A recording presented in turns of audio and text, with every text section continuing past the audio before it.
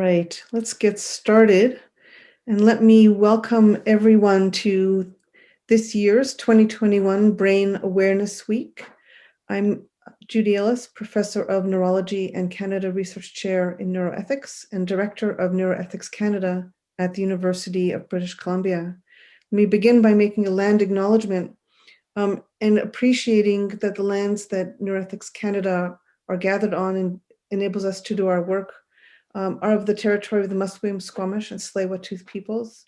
I myself right now am located on the lands of the Lillooet Squamish people, and I extend my enormous gratitude for the privilege of being able to do the work that I'm able to do on these beautiful lands, and the work of our center dedicated to neuroethics.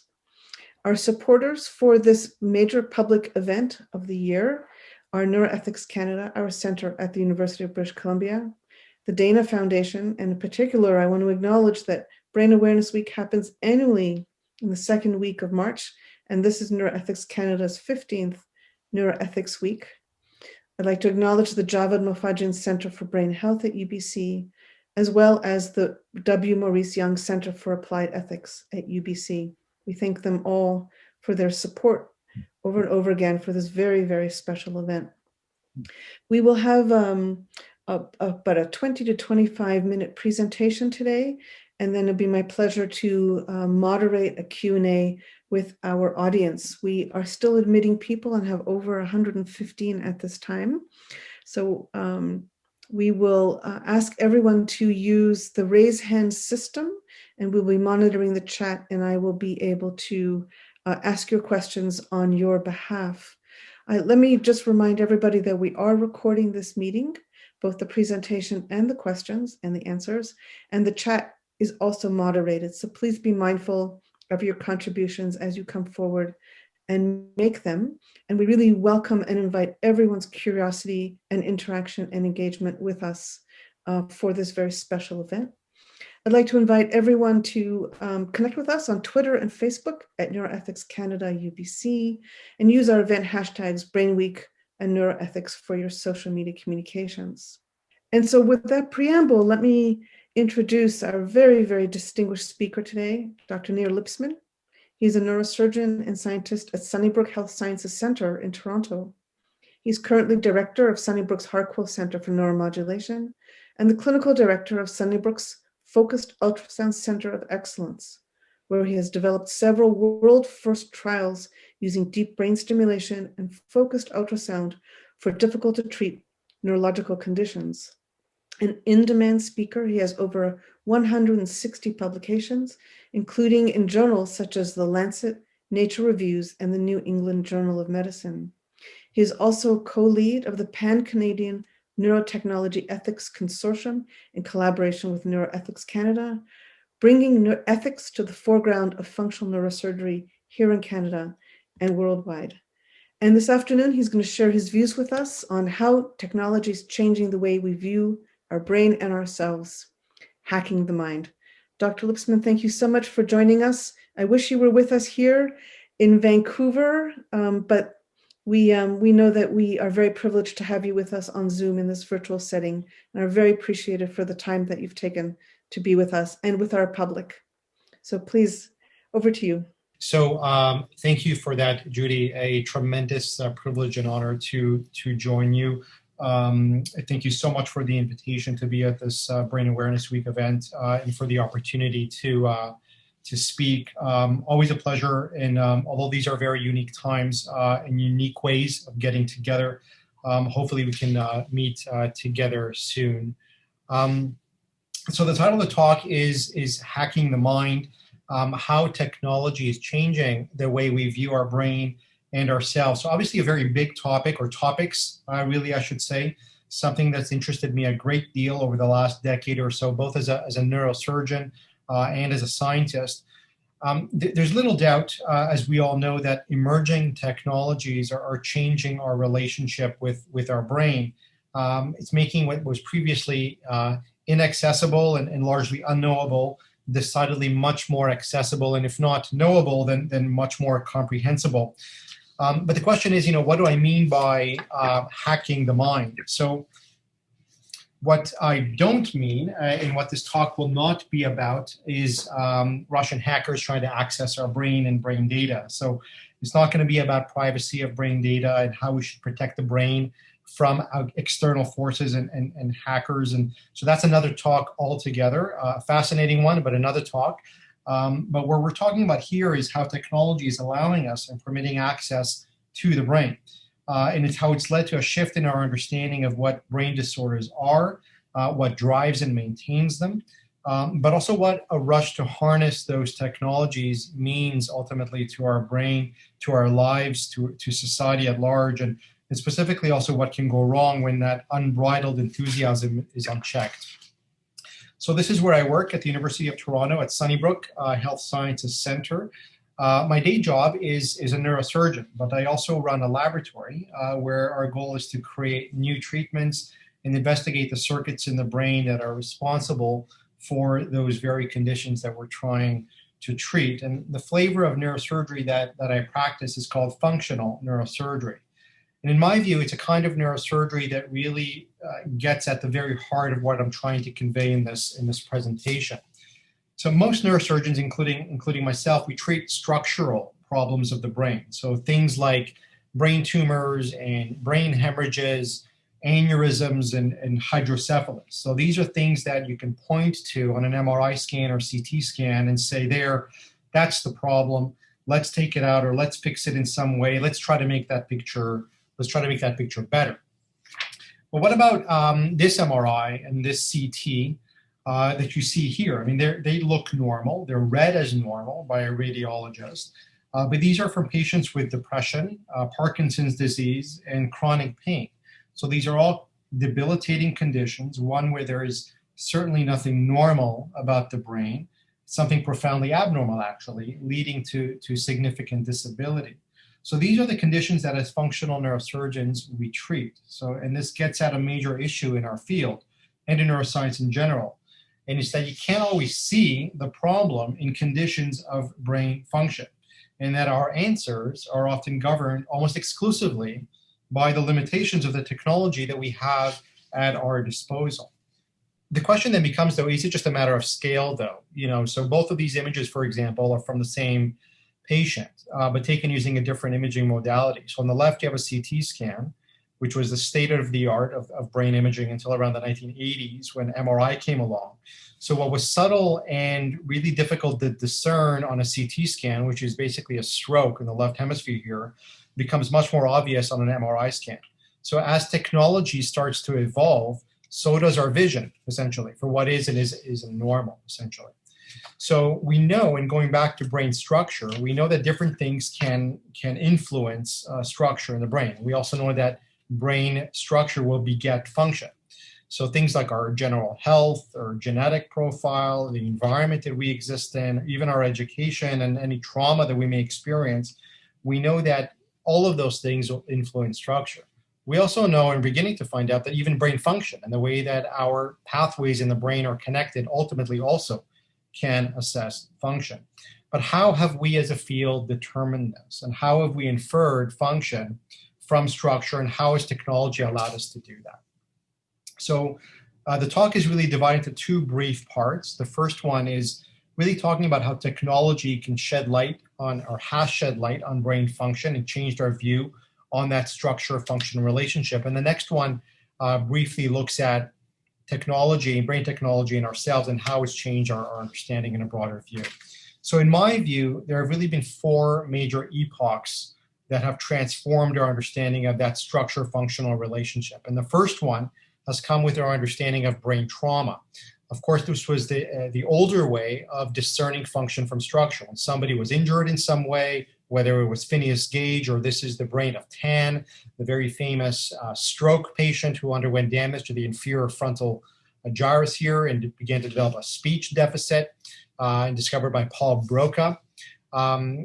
That divide and that establishment of the correlation between function and structure came after some kind of injury. And that was the first rudimentary way we had to bridge that sort of divide.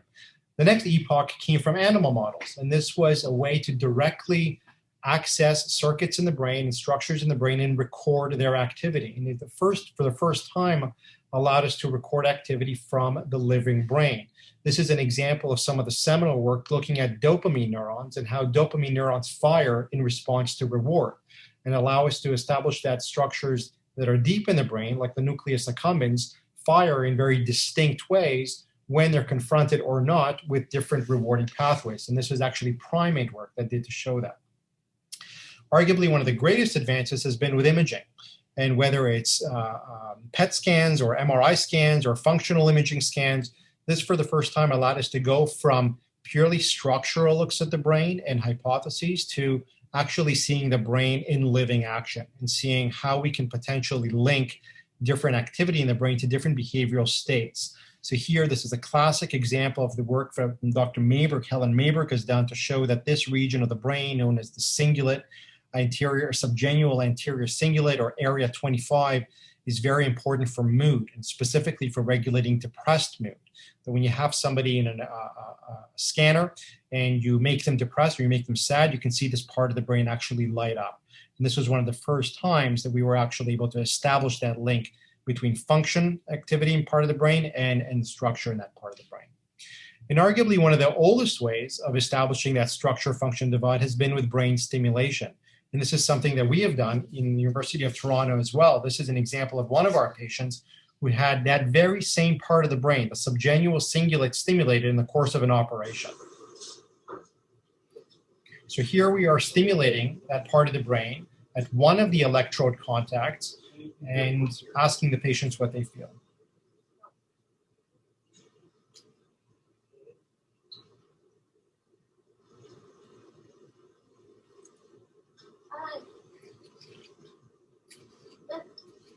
Yeah, it feels a little bit different there. It feels like a little bit, maybe a little bit brighter. That's what I feel like. A little bit Brighter? brighter. Can you explain what that means? Like,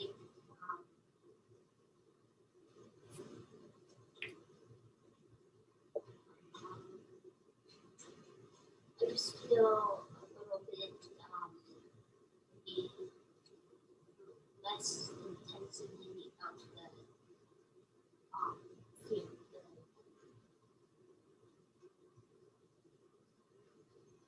Let's drive maybe.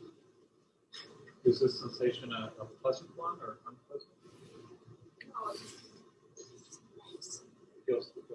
Yeah.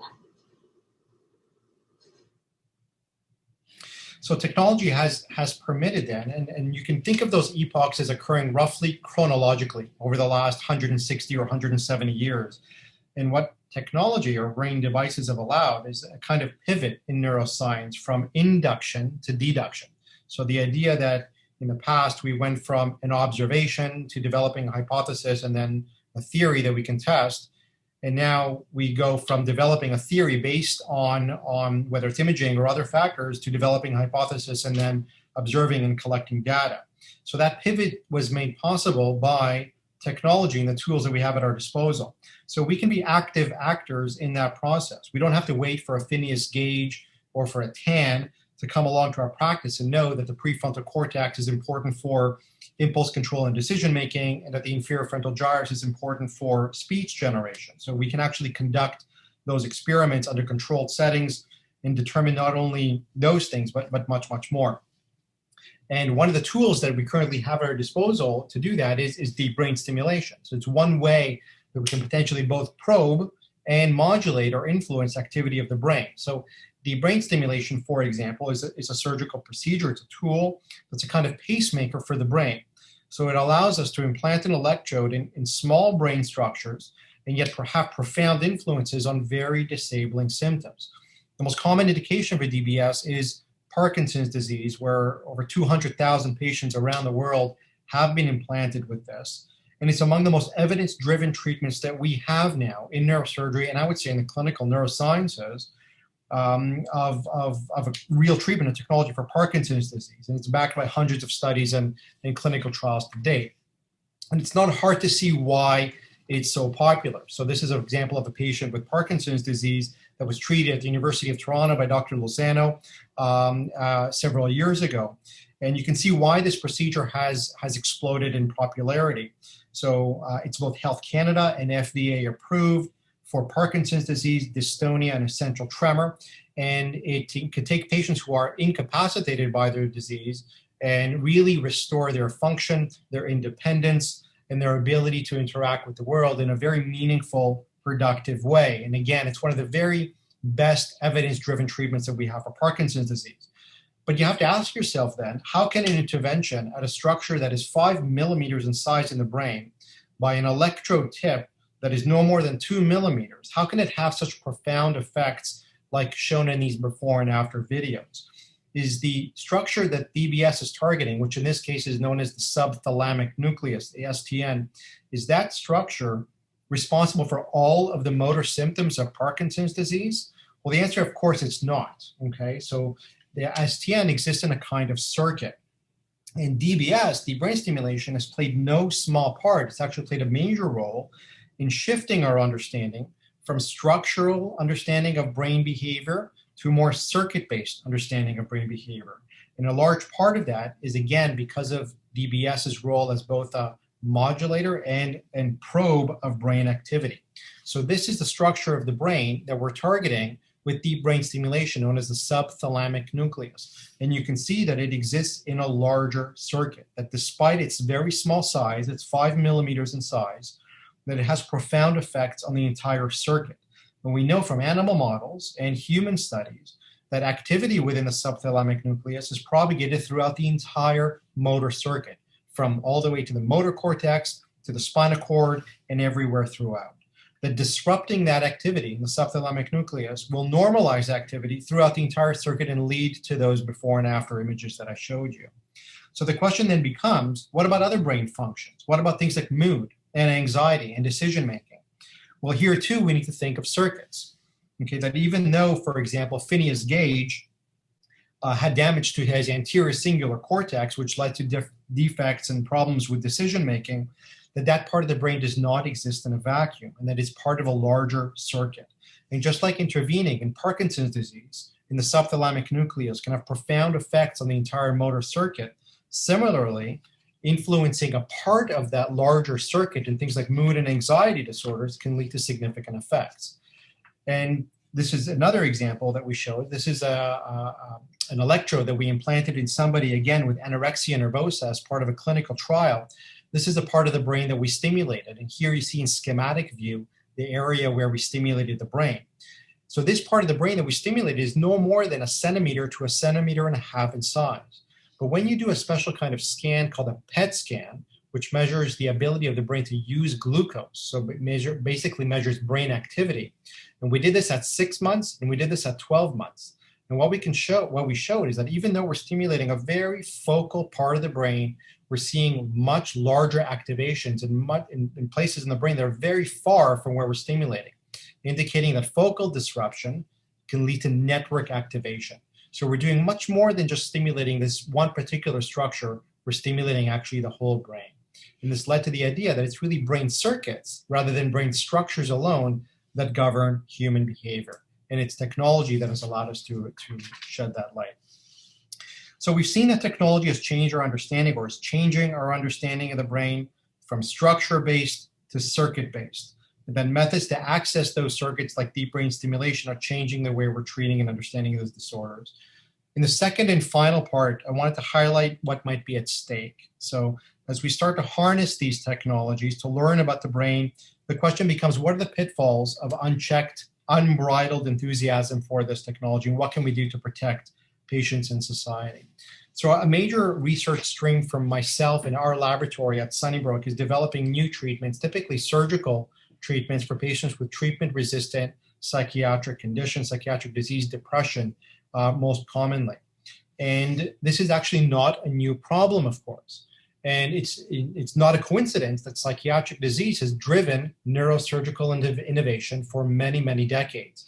And arguably the three most important advances in the field of neurosurgery, focused ultrasound, deep brain stimulation, and gamma knife radiosurgery, were all developed specifically for the management of treatment-resistant psychiatric disease or have been trialed in these conditions as among the earliest and most exciting applications. And the reason is these conditions are common, they're very, very challenging, the stakes are very high, and they have a tremendous human toll, not only on the patients, but on caregivers themselves. But we've been trying to apply whatever technology we've had at our disposal to the issue of psychiatric conditions for centuries. And the reason I like this specific painting by Hieronymus Bosch so much is just how beautifully it captures all of the stakeholders in the brain technology and therapeutic field and their relationships. So on the one hand, you have the expert, okay, the person that's saying, trust me, I'm a doctor, I know what I'm doing. You have the trusting patient asking, well, is this going to hurt?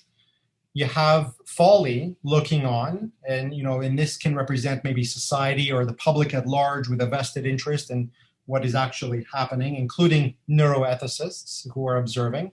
And you have the viewer, the person that's watching, who's really asking, well, what the heck is going on? What are you doing there? So here are your stakeholders, and what is this if not really the dramatis personae of the neuroethics field, trying to establish the different power dynamics and the relationships between these stakeholders. And what I would propose, and one of the first things I propose, is that there exists a delicate balance between these stakeholders, and that it's that balance that governs our thinking about neurotechnology and its applications, that the unique perspectives that each one of these brings to the table ultimately will influence whether a technology is adopted or whether it's investigated or not. So the other point I'd like to make is that the technology that we're talking about need not be complex in order to be used or in order for it to be controversial. So this is a leucotome. It's arguably among the simplest of neurosurgical tools, but its use in the mid-20th century by this man, who is Walter Freeman, led to significant controversy, correctly and rightly, and backlash. So Walter Freeman was a psychiatrist, and here he is performing a prefrontal leucotomy, what was known at the time as a lobotomy in patients.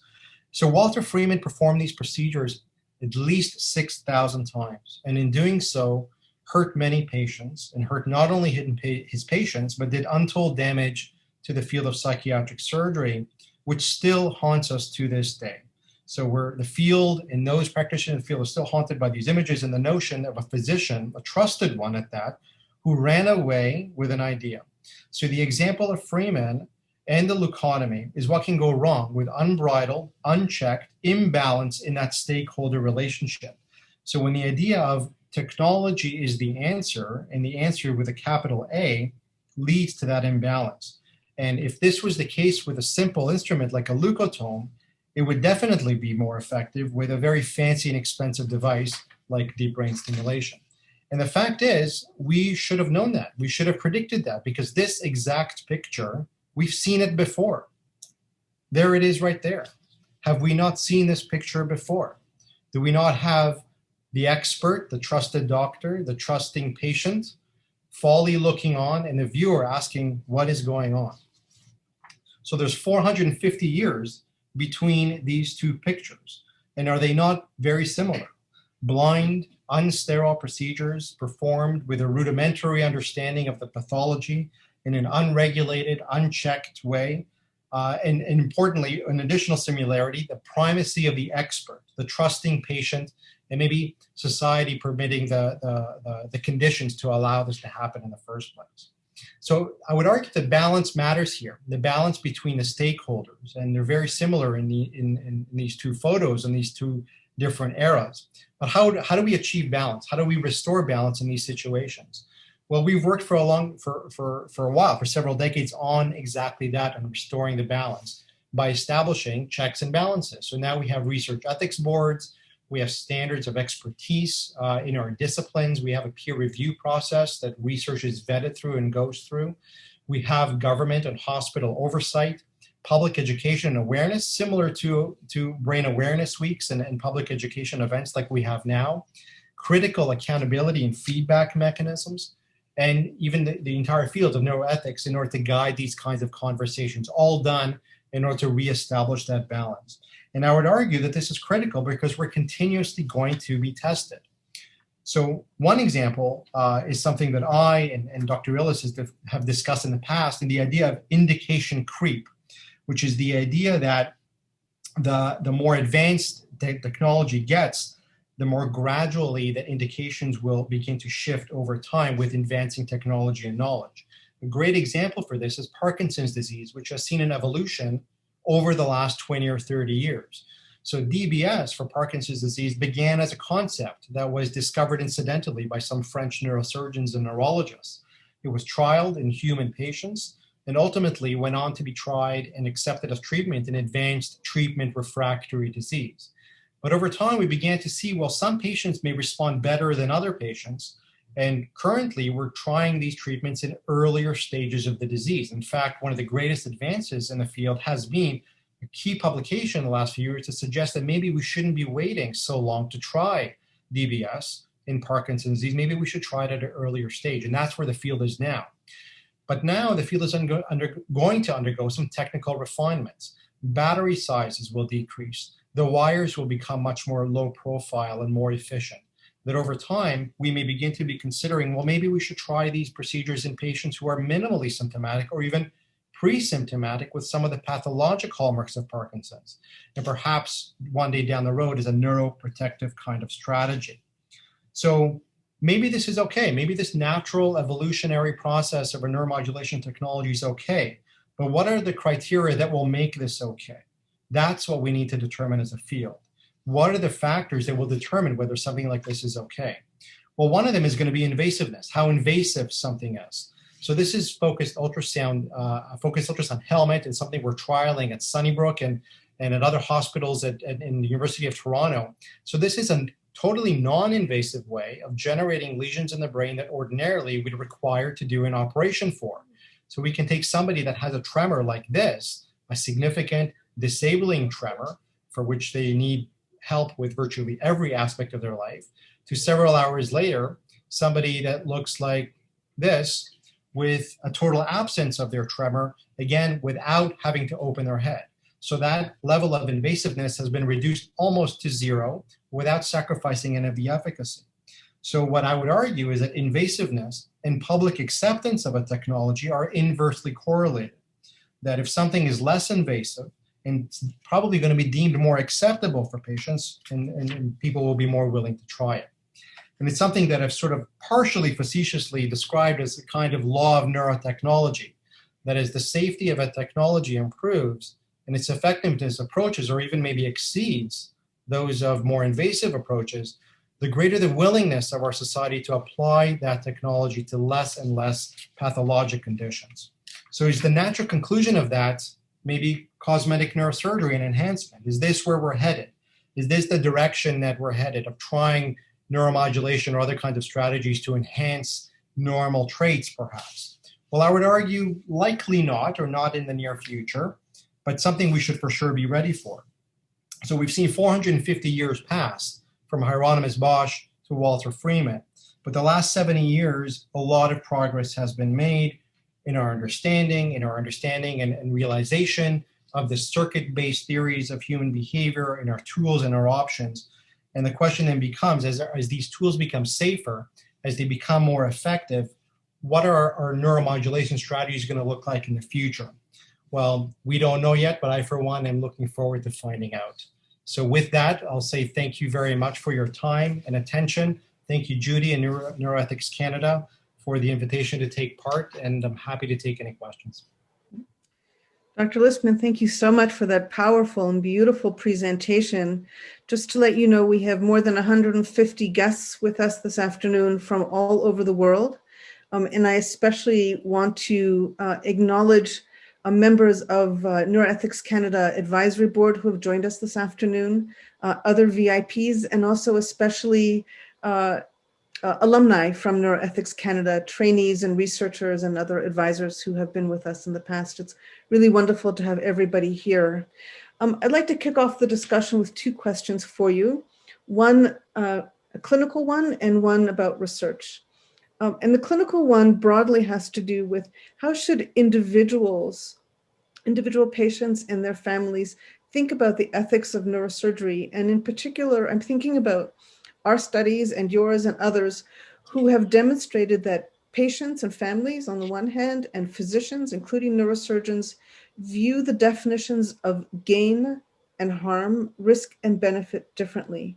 And how do you weigh that in your practice and as you're counseling patients for different kinds of interventions?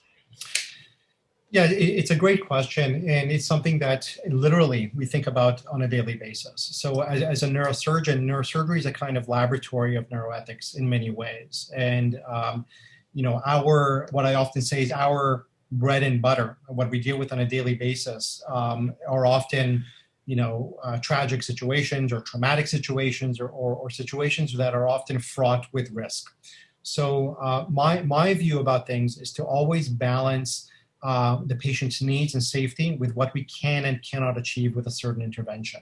So on the clinical side, we will always weigh and count paramount as the patient's well-being, safety, and their risk. We would never embark upon anything where where the risk-benefit would not favor intervention in that case. Now that requires very open and frank discussion with patients, and we frequently have those kinds of conversations and difficult conversations with patients in the context of cancer, in the context of trauma, and other kinds of conditions. So I would say paramount is discussion, being frank, being open, being transparent with what we can and cannot do, but to always have realistic expectations again. And I think it's on the part of both the patient and the surgeon in those cases.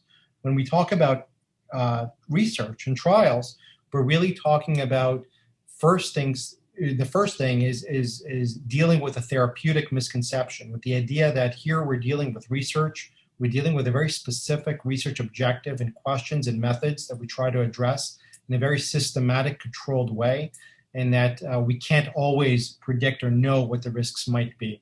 But there again, you can't emphasize enough the importance of communication. Right. Thank you.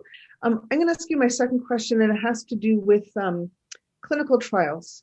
So when patients are invited to participate in an experimental trial, what should they understand about the experimental arm versus a control arm when it comes to neurosurgical interventions? It's also a great question. It depends a lot on the phase of the trial. So a lot of what I do is sort of public education and talking about the actual scientific method, what we're doing when we're trying to develop a new treatment. So clinical trials progress along phases. So the first phase is going to be a phase 1 trial, where it's the first time you've done anything, a human patient. And the goal of a phase 1 trial is without a control group. It's intervention only. It's a single arm. And what you're trying to establish there, that what you're doing is safe. And that is associated with a minimal amount of expected, perhaps, adverse events, no real or no common serious adverse events. And another important objective is that you're able to detect a signal of efficacy. And what does that mean? It means that you're able to take that data and expand that in a phase 2 trial. So if a phase 1 trial shows that it's not safe or that it's not effective, you're not going to go on necessarily to a larger phase 2 trial because it's not justified. In a phase 2 trial, you've shown that it's safe, you've shown that there's a signal of efficacy, but you need to better define that. You need to do it in a larger group of patients. And you need to start stratifying along different criteria. So you need to basically establish who responds, who doesn't respond, and why. And the reason you do that is a kind of dose response curve. We do that in medication trials, but we can also do that in medical device trials. Because when we make the investment in a larger, what we call a pivotal trial, a randomized control trial, when we're investing a lot of resources, time, money, and effort in a larger trial, we want to make sure that we optimize that process as much as possible. So we want to make sure that we enrich the sample for as adequate a population as possible. So in those kinds of trials, and we've done that, for example, with the video that I showed for tremor, we wanted to make sure in a pivotal, large, multi-center trial that patients that get better because of the lesion that we're making in the brain. That they don't get better from the expectation of getting better, that they don't get better from the bells and whistles, et cetera, that there's no placebo effect. So in that case, we do have a control arm where we do a sham operation, where we have patients get into the machine, And we have patients hear all of the bells and whistles, but we don't actually apply the energy involved in focused ultrasound.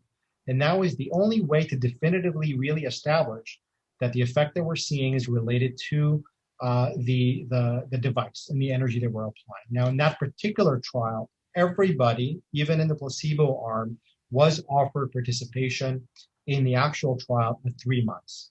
So that's a way that we should have mitigated that effect, that even if somebody was in the control arm, they would still have the benefit of participating in the trial. All this is done really at the end of the day to establish efficacy, to establish the fact that what we're trialing actually is having the effect we anticipate and hope that it has. All right, thank you. I'm going to curate the questions. I'm going to ask one that immediately follows trials. Then we'll go on to questions of enhancement, and then we'll go on to questions of personality change. So the one about clinical trials, just to follow on where the thread that you were at, Dr. Lipsman, is posed by Dr. Fasano. And he writes, open label trials are often positive for psychiatric indications, but randomized control trials are then negative. It happened in Alzheimer's, depression, anorexia. Should we design trials differently and only randomizing responders, and would that be ethical? And if I could ask you to answer that question in the context of a very public audience, we have some experts, neurosurgeons with us, and also some people from the educated lay public. So I'm going to ask you to address that question in a general way that everyone can understand. Sure. Thanks. Well, Alfonso, it's a great question. Alfonso is one of the world's experts on deep brain stimulation and movement. He's a movement neurologist, and really appreciate that question. Short answer is yes. We definitely should be designing specifically psychiatric surgery trials differently. How we should design it, I don't know. I'm not sure what the best answer is. I think that it is certainly true that phase 1 open label prospective trials, which means for those of you in the audience, these are trials where there is no placebo arm, there is no control arm, everybody knows that they're being stimulated. Those have often been positive in the context of psychiatric surgery trials. And what's been the case that as soon as you introduce other control groups, that positive effects diminishes. So I do think that these are different kinds of conditions that require different kinds of study designs. I think that it's critical that we identify biomarkers of response or any kind of, even phenotypic, even different kinds of disease states or different kinds of symptoms that may or may not respond, and again, enrich pivotal trials for those kinds of populations. I think that the standard randomized controlled trial to evaluate symptom X, especially in the psychiatric context, which has been our standard operating procedure, will not do anymore.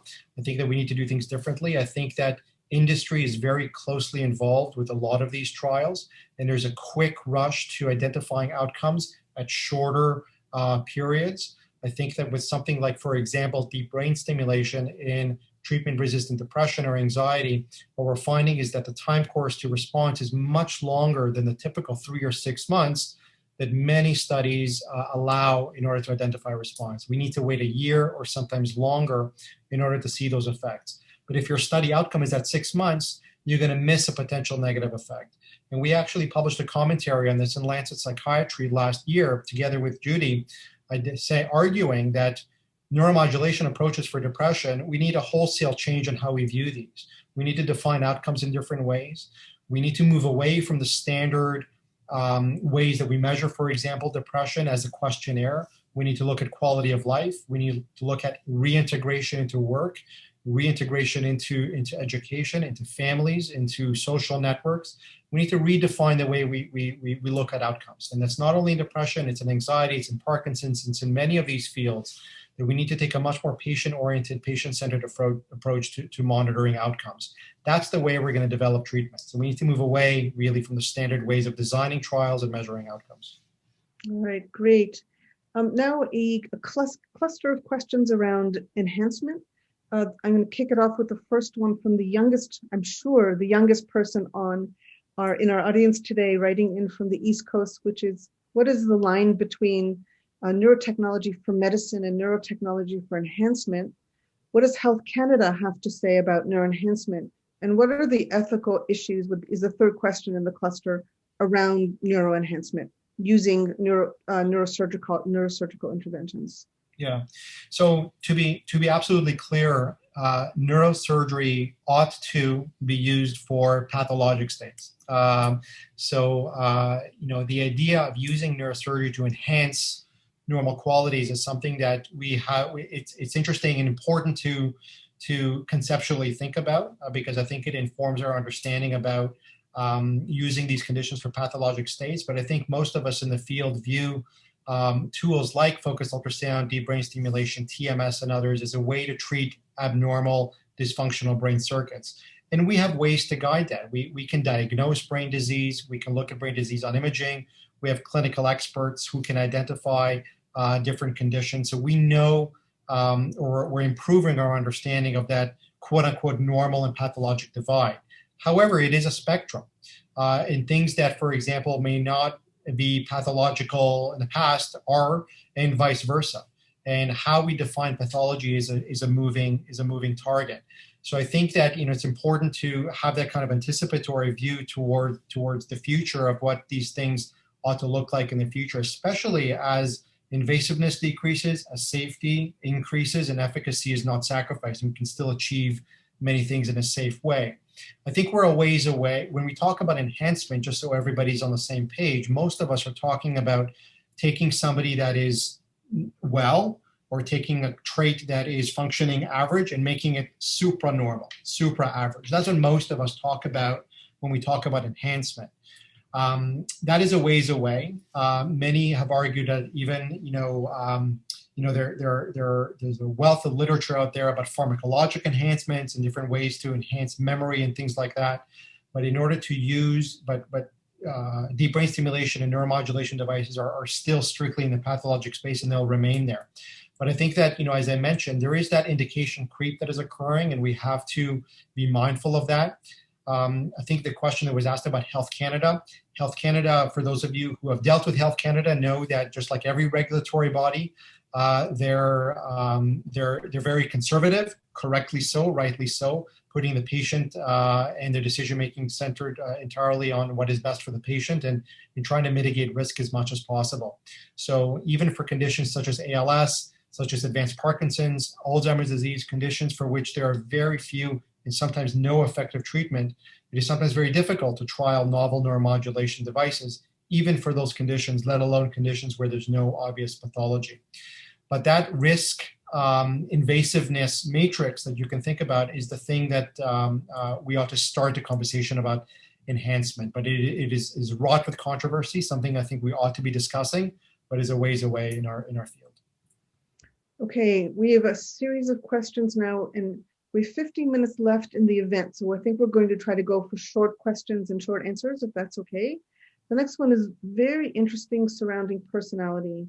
If DBS results in a personality change, is that a harm to the patient? And how does one weigh harm and benefits in the context of changes to personality and identity? Yeah, also a great question. And arguably one of the most common questions we get, especially in the context of psychiatric indications, where patients worry. They worry about, will this change my personality? Will this change who I am? So the way that I answer that in clinic is the way I'll answer it here, which is that, for many patients, they come to us with depression, with very bad anxiety or OCD, for example. They're not happy with their life in the way that it is. They're significantly disabled and functionally disabled by their conditions. And the way that they're interacting with their families, with their lives, they want to change that. What I would argue is that that comprises a personality, and if the intervention leads to a change in that's a positive change, actually. What they're meaning is that what they mean often is a deeper change to their identity, a deeper change to the core of who they are. And I can say, and for those of us who are in the field, say that DBS doesn't lead to those kinds of changes. DBS doesn't change your core identity. It doesn't change when you look at yourself in a mirror if you can't recognize yourself or what your core values or beliefs are. DBS doesn't change that. What DBS often does, especially in a psychiatric context, if it works, is it often restores people to who they want to be. All right, thank you. The next question is about focused ultrasound. What are the timeframes looking like for focused ultrasound? And can we anticipate expedited approval by Health Canada or the FDA? Yeah, so focused ultrasound for the purpose of generating a lesion in the brain to treat tremor, just like in the video that I showed, is already Health Canada approved. It's in Ontario, it's ministry funded. So it's a standard treatment. It's a standard treatment for patients who have reached the limit of medical treatment for their tremor. They can undergo focused ultrasound thalamotomy. So it's already there for some movement disorders.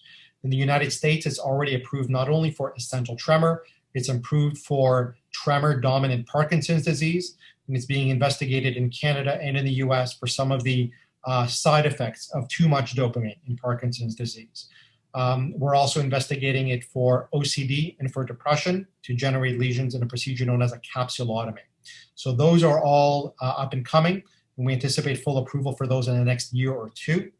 For the emerging indications of ultrasound, which is enhancing the delivery of drugs to the brain for conditions like Parkinson's disease or Alzheimer's disease or brain tumors, we're probably at least 3 to 5 years away before those become standard of care. All right, thank you. A question that's quite dear to my heart in the work of Neuroethics Canada is around pediatric drug-resistant epilepsy. Can you give us an update on neuromodulatory and other neurotechnological interventions for that condition in children?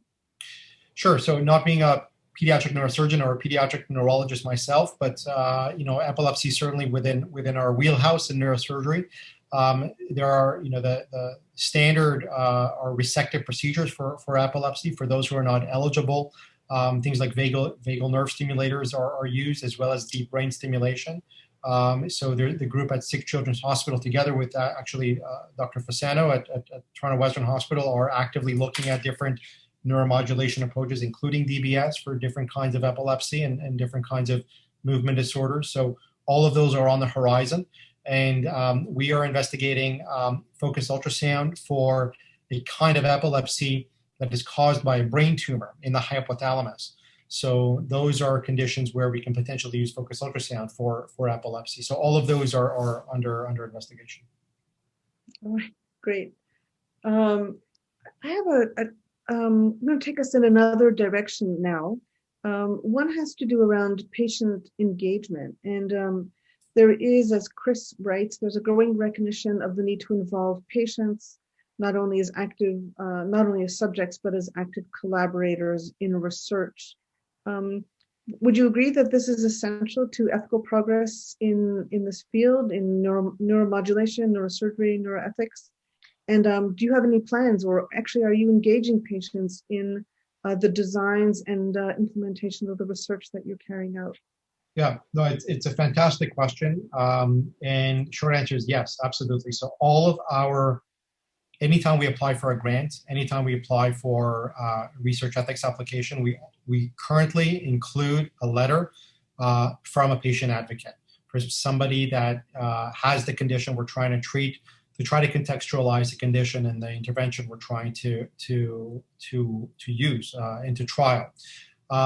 We have not yet engaged patients in actual study design. I think that's a great idea, an interesting idea, because many of our trials, especially with focused ultrasound, can be onerous for patients. It requires frequent treatments, frequent visits, and we want to make sure that this is, it's one thing if you have a procedure or a device that may work and that is safe, but if it's totally not feasible in terms of how intrusive it is in patients' lives, it's not going to be an effective treatment. So those are things that you're only going to learn by speaking to patients about.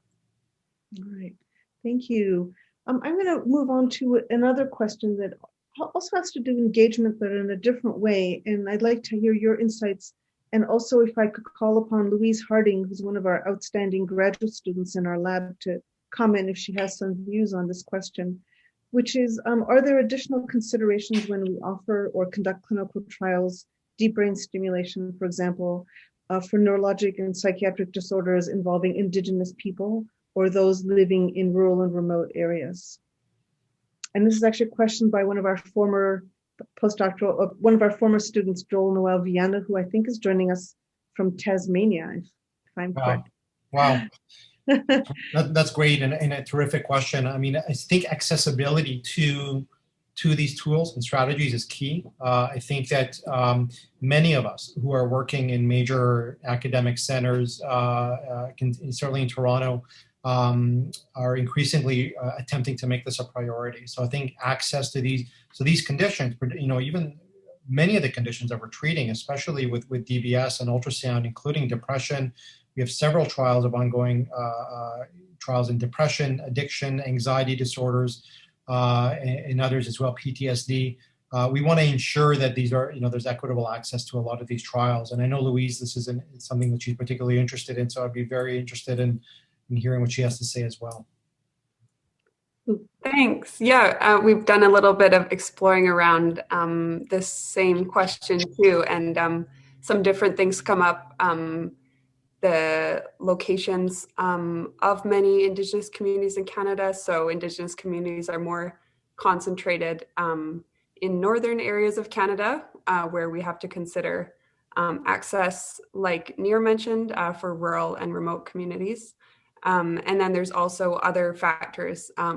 Racism in healthcare is something that permeates all aspects of healthcare. So that needs to be addressed for sure and considered in all healthcare interventions. And we've also been thinking more, I think Nir touched on this well when he talked about engaging with patient stakeholders, which is something that we're moving forward in engaging with various Indigenous stakeholders to talk more about these interventions and more about priorities around brain wellness to make sure that the interventions are relevant and useful to patients.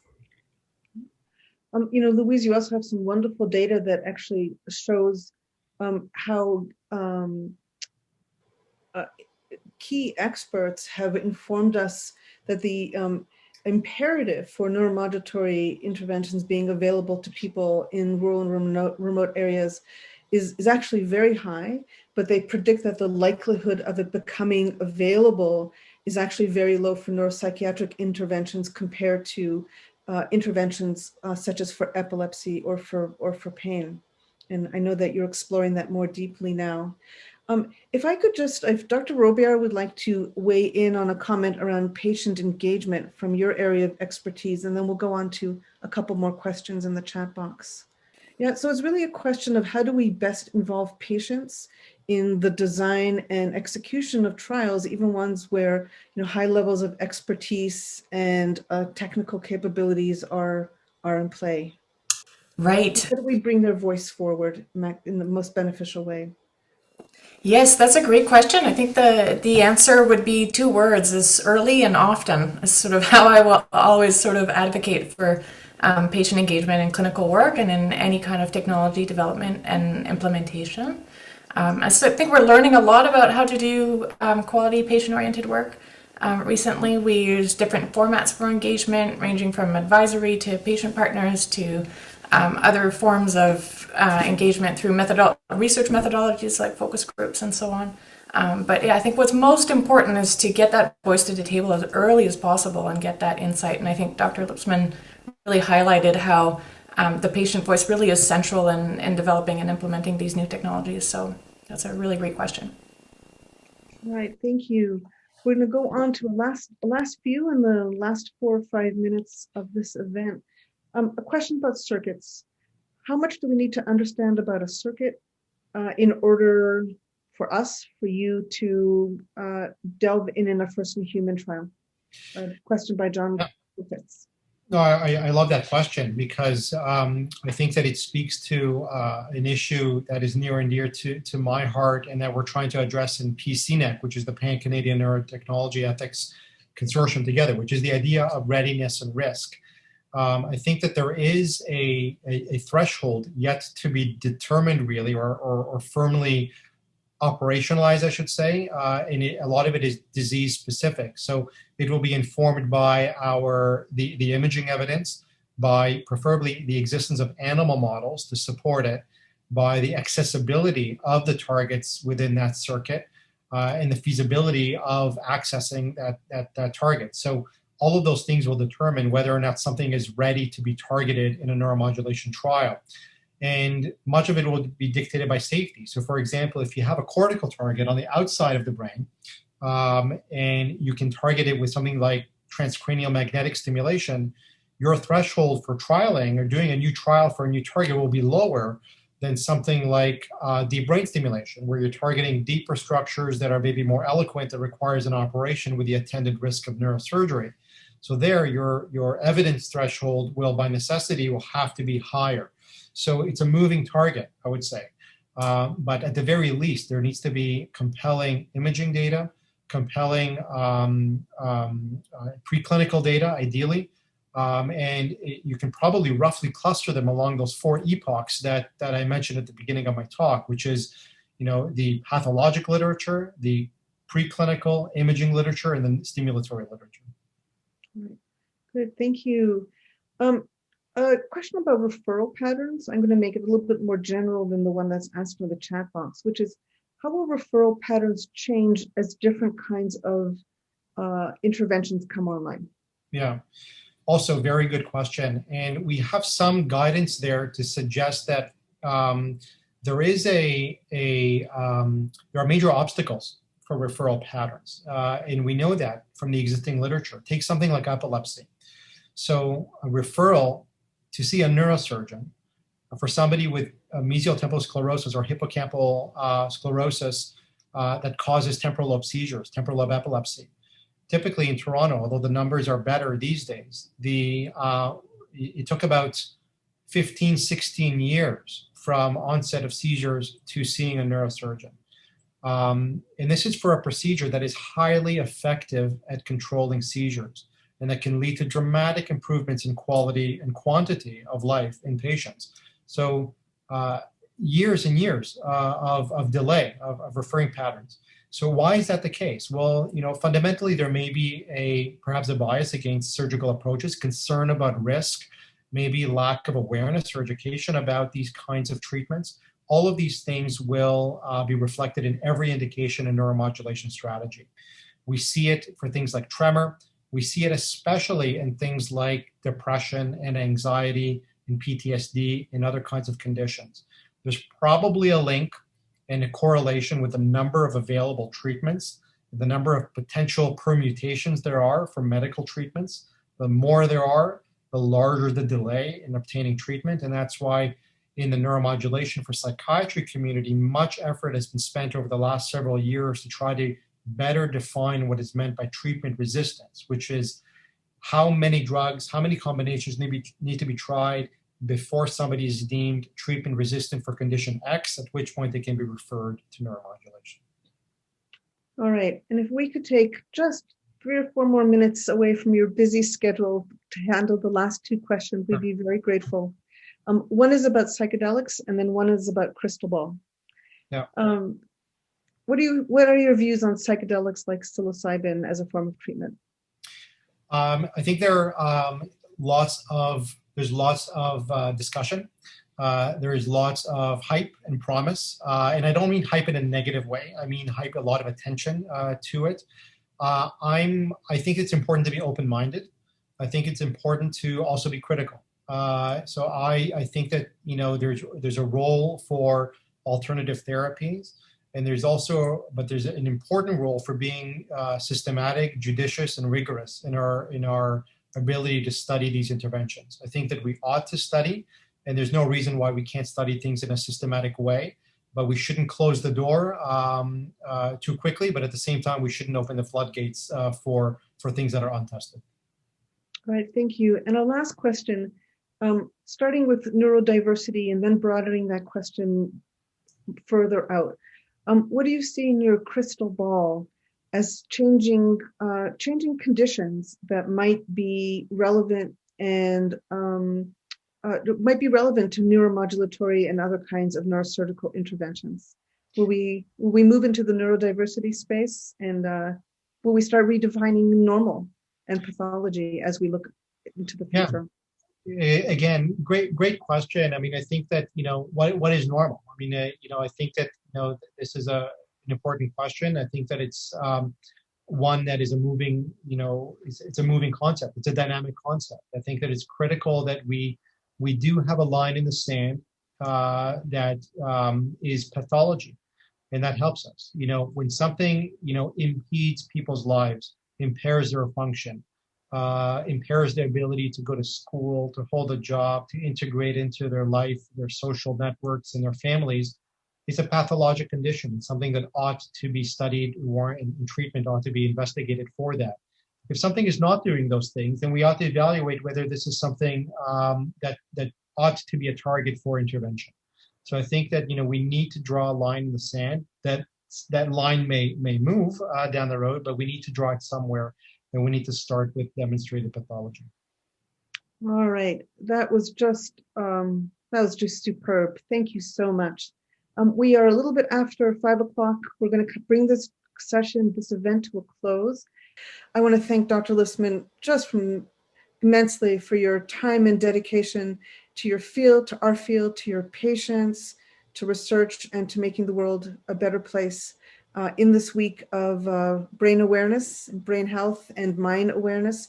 And to thank all of our supporters again, and everyone in the audience who joined us this afternoon.